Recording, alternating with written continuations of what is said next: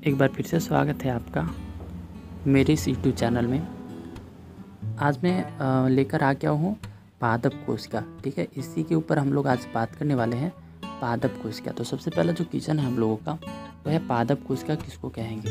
देखिए, पेड़ पौधे में जो पाया जाने वाली जो कोशिका होती है उसी को हम लोग क्या कहते हैं, पादप कोशिका कहते हैं, यानी कि प्लांट सेल कहते हैं। आप लोग प्लांट सेल का फिगर देखा होगा, जस्ट ऐसा ही देखा होगा ना, ऐसा ही रहता है पादप कोशिका। ठीक है, तो हम इसके जो अंग है, भाग है, इसके बारे में हम लोग आज इस वीडियो में एक करके जानेंगे। अगर आप लोग मेरे इस यूट्यूब चैनल पर पहली बार आए हैं तो चैनल को सब्सक्राइब जरूर कर लीजिएगा। तो चलिए देखते हैं पादप कोशिका करता क्या है, what is the function of plant cell. पादप कोशिका की कार्य क्या है, सबसे पहले इसको जान लेते हैं। ठीक है, तो देखिए, पहला जो इसका कार्य है वो है प्रकाश संश्लेषण। देखिए, प्रकाश संश्लेषण पादप कोशिका द्वारा किए जाने वाला जो सबसे प्रमुख कार्य है। अब देखिए, प्रकाश संश्लेषण की क्रिया पादप कोशिका के क्लोरोप्लास्टा में होती है। जो प्लांट सेल में होता है, पादप कोशिका में जो प्रकाश संश्लेषण होता है वो पादप कोशिका यानी कि क्लोरोप्लास्टा में होता है।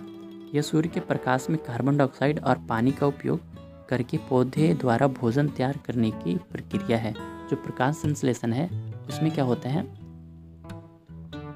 सूर्य के प्रकाश लेता है और कार्बन डाइऑक्साइड से पेड़ पौधे जो होते हैं वो अपना भोजन बनाते हैं।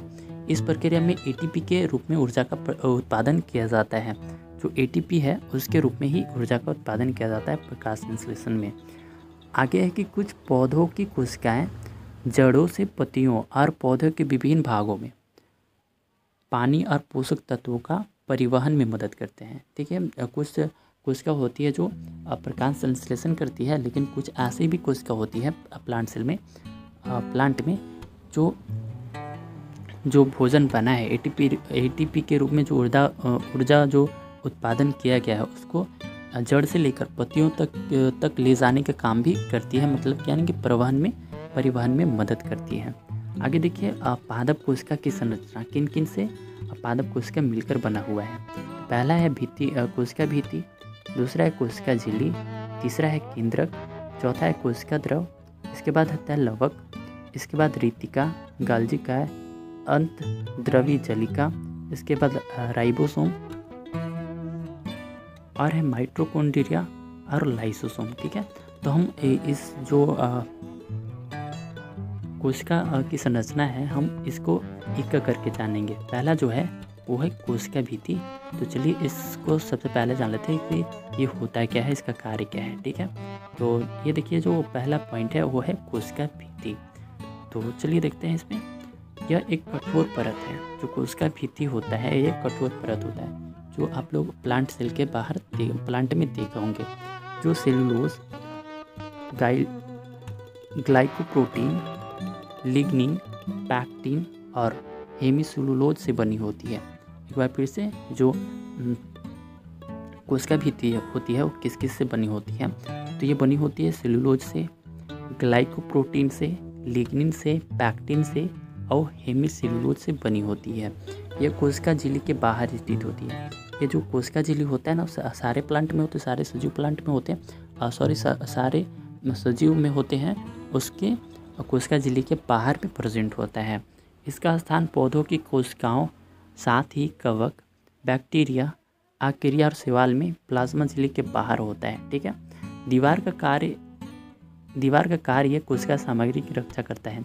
ये दीवार का कार्य करता है और ये जो भी कोशिका के अंदर जो भी होता है उसकी रक्षा करता है, कठोरता प्रदान करता है और पौधों के संरक्षण को परिभाषित करता है। ठीक है, इसके अलावा यह कोशिका और पर्यावरण के बीच मध्यस्थ के रूप में कार्य भी करता है। ये था पादप कोशिका का कोशिका भित्ति। अगला है कोशिका झिल्ली।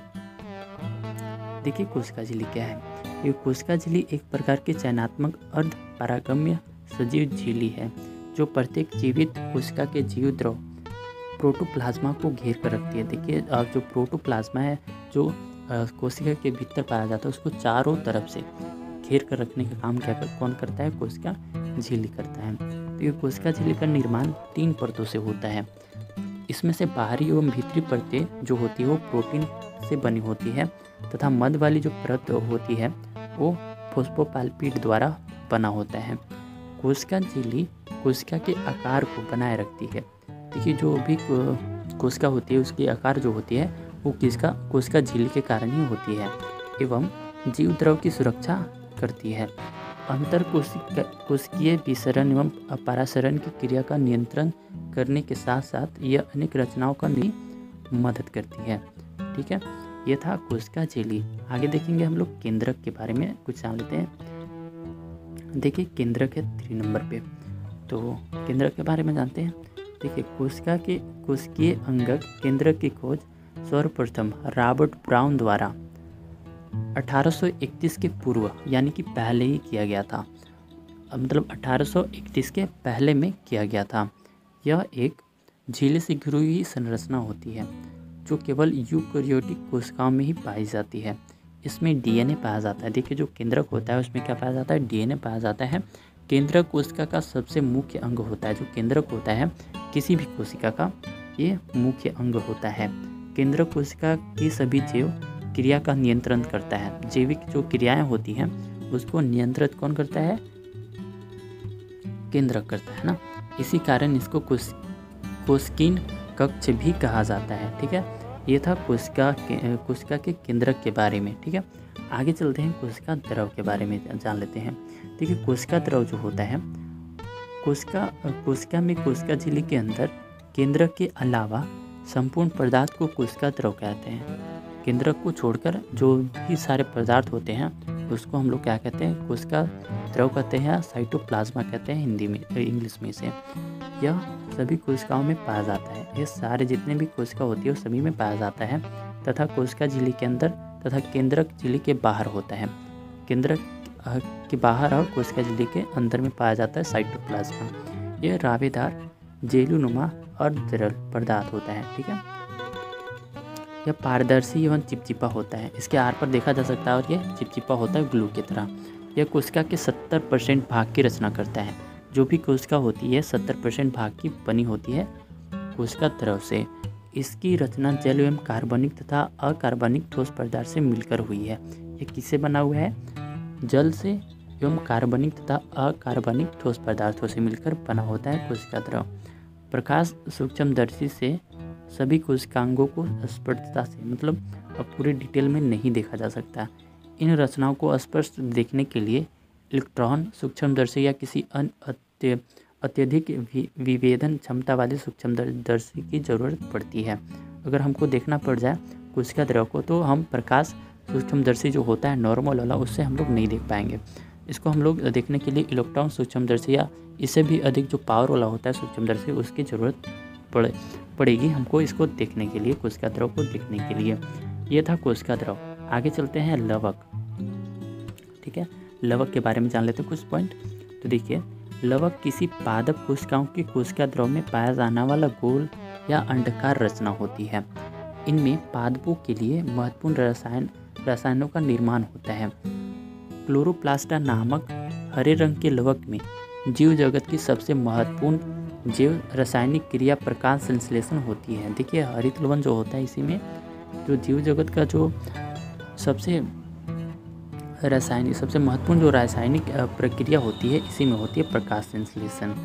हरे रंग को छोड़कर अन्य रंग वाले लवकों को क्रोमोप्लास्टा कहते हैं। ठीक है, जितने भी रंग वाले हरे रंग को छोड़कर जितने भी कलर वाले जो लवक होते हैं उसको हम लोग क्या कहेंगे, क्रोमोप्लास्टा कहेंगे। इनसे ही फूलों एवं फलों का रंग प्राप्त होता है। तो आप लोग इसको ध्यान में रखिएगा, जो क्रोमोप्लास्टा है इसी से फूलों और फलों का रंग प्राप्त होता है। रंगहीन लवकों को ल्यूकोप्लास्ट कहते हैं और जिसमें रंग नहीं होता है उसको हम लोग क्या कहते हैं, ल्यूकोप्लास्ट कहते हैं। जिनकी मुख्य कार्य भोजन संग्रह में मदद करना होता है। ठीक है,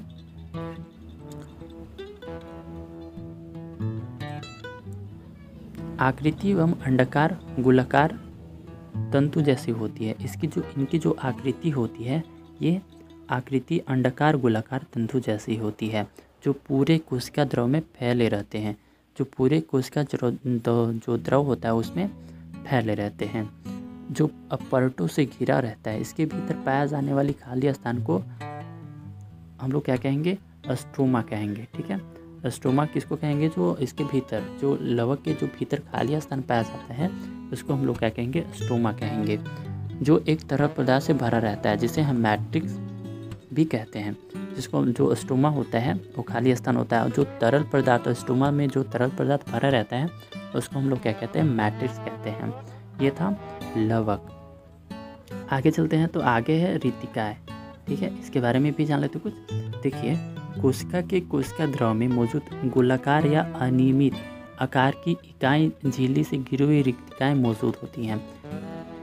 ये प्राणी कोशिका में उपस्थित नहीं मानी जाती है। जो प्राणी कोशिका जो जीव होता है, जो जैसे जानवर वगैरह हो गए, जंतु कोशिका में ये उपस्थित नहीं होता है, लेकिन प्रोटोओनस्मित अवस्था में उपस्थित होता है। अनेक प्रकार के कार्य करती है ये। इसकी खोज फेलिक्स जुडार्निन ने 1941 में किया था। एक साइंटिस्ट थे, उन्हीं ने 1941 में की थी। पादप कोशिकाओं में रितिकाएँ सुविकसित मिलती है।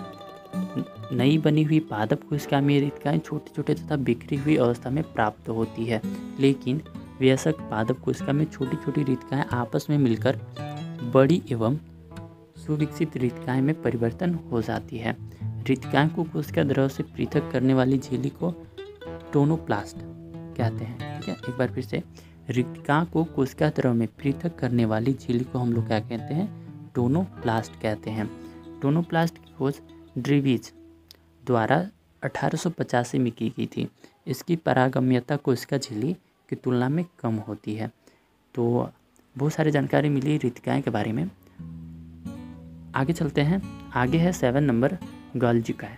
ठीक है, ये भी बहुत ही महत्वपूर्ण अंग होता है कोशिका का। देखिए, इसकी खोज सन 1898 में कैमिलो ग्लासी नामक वैज्ञानिक ने की थी।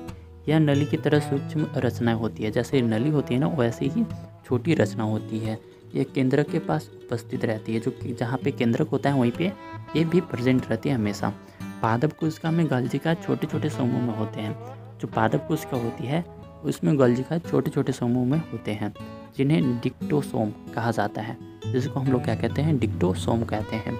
इसका कार्य गोल्जिका में एंडोप्लाज्मिक रेटिकुलम ER, ठीक है, एंडोप्लाज्मिक रेटिकुलम में बने प्रोटीन एवं एंजाइम का सांद्रण, रूपांतरण एवं संग्रहण करना होता है। कोशिका भित्ति के लिए हम हेमीसेलुलोज का निर्माण तथा स्राव गोल्जिका से होता है। फिर से एक बार देख लेते हैं। जो कोशिका भित्ति के लिए जो हेमीसेलुलोज का निर्माण और स्राव गोल्जिका में ही होता है। यह था गोल्जिका के बारे में। आगे चलते हैं। अंत द्रव्य जलिका। यूकेरियोटिक कोशिकाओं की कोशिका द्रव में थैली युक्त छोटी नली कावत जालिका तंत्र में बिखरा हुआ आपस से जुड़ एवं चपटा रहता है। समझ में नहीं आया होगा तो फिर से एक बार देखते हैं कि यूकेरियोटिक कोशिकाओं के कोशिका द्रव में थैली युक्त छोटी नलिकावत जालिका तंत्र में बिखरा हुआ होता है, आपस में जुड़ा एवं चपटा जैसा दिखाई देता है, जिसे अंत प्रद्रवी जलिका कहा जाता है। अंत प्रद्रवी जलिका की खोज KR पोर्टर ने की थी। कोई वैज्ञानिक है, उन्हीं के बारे में ये KR पोर्टर ने की थी इनकी खोज। ठीक है, अंत प्रद्रवी जलिका का खोज किसने किया था? आपको याद ही रहेगा, KR पोर्टर ने की थी। ठीक है, आगे चलते हैं। अंत प्रद्रवी जलिका इंडोप्लाज्मिक रेटिकुलम केंद्रक कला से कोशिका कला तक विस्तृत होती है तथा केंद्रक कला से अंत प्रद्रवी जलिका का निर्माण होता है। देखिए, अंत प्रद्रवी जलिका का निर्माण कहाँ होता है? केंद्रक कला में होता है ना। अंत प्रद्रवी जलिका कोशिका द्रव एवं केंद्रक द्रव के बीच संबंध स्थापित करता है, मतलब आपस में जोड़ता है। अंत प्रद्रवी जलिका विभाजित करने वाली कोशिकाओं में ज़्यादा अल्प विकसित होती है, कम होती है, जबकि लीवर सेल पेनक्रियाज में अधिक विकसित होती है। यहाँ पे बहुत ज़्यादा पेनक्रियाज में इसकी संख्या मिलेगी आपको। ये तो था अंतःप्रद्रवी जलिका। इसके बाद देखते हैं राइबोसोम। अगला जो हम लोगों का टॉपिक है वो है राइबोसोम। इसके बारे में ही जान लेते हैं। देखिए, कोशिका में मेम्ब्रेन रहित गोलाकार या डमरू के आकार की सबसे छोटी व कोशिका द्रव में सबसे अधिक संख्या में पाई जाने वाली जीवित रचना को हम लोग क्या कहते हैं, राइबोसोम कहते हैं। एक बार फिर से, कोशिका में मेम्ब्रेन रहित गोलाकार या डमरू के आकार की सबसे छोटी और कोशिका द्रव में सबसे अधिक संख्या में पाई जाने वाली जीवित रचना को हम लोग क्या कहते हैं, राइबोसोम कहते हैं। राइबोसोम की खोज 1995 में पोलैंड पेलाडे ने जंतु कोशिकाओं में की थी। ये जंतु कोशिका में मिला खोजा था। पोलार्डे ने राइबोसोम की खोज 1955 में हुई थी।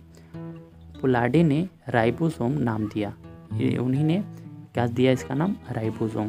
पादप कोशिकाओं में रेबिन्स तथा ब्राउन ने 1853 में राइबोसोम की खोज की थी। 1853 में, ठीक है। रेबिन्स तथा ब्राउन ने, ये वैज्ञानिक है, इन्होंने 1953 में राइबोसोम की खोज की थी।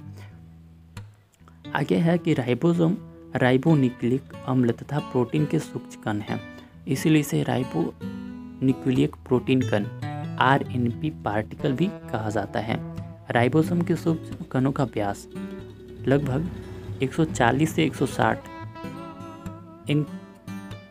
एंगस्ट्रोम होता है।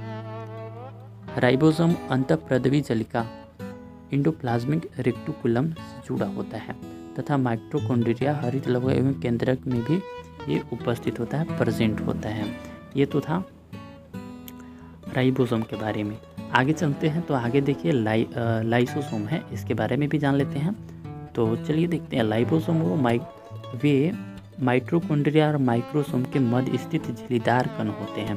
देखिए किनके बीच में पाए जाते हैं, लाइसोसोम और माइटोकॉन्ड्रिया और माइक्रोसोम के मध्य में स्थित होता है, जिनमें पाचन एंजाइमों की एक विस्तृत श्रृंखला होती है, लगभग 50, जो मुख्यतः पाचन या अत्यधिक या खराब होने वाले जीवों, खाद्य कणों और वायरस या बैक्टीरिया के उन्मूलन के लिए प्रयोग किया जाता है। आप लोग समझ चुके होंगे।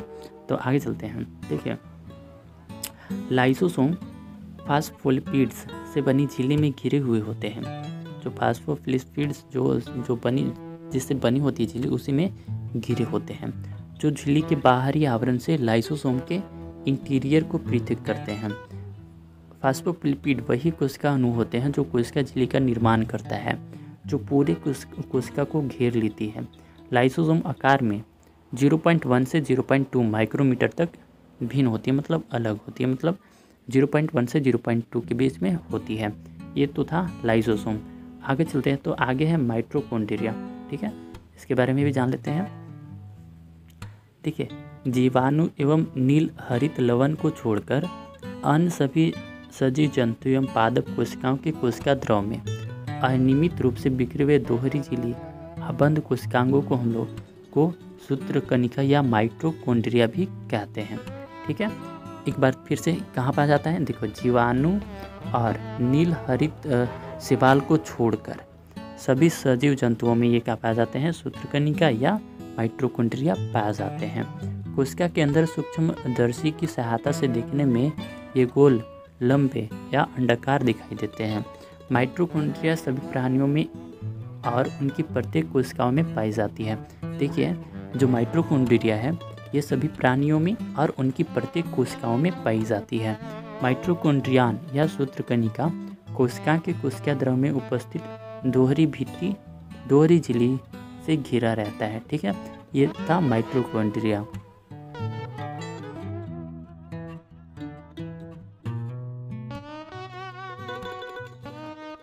अगर वीडियो आपको अच्छी लगी हो तो वीडियो को ज़रूर लाइक, और अगर आप इस चैनल पर पहली बार आए हैं तो चैनल को सब्सक्राइब ज़रूर कीजिएगा।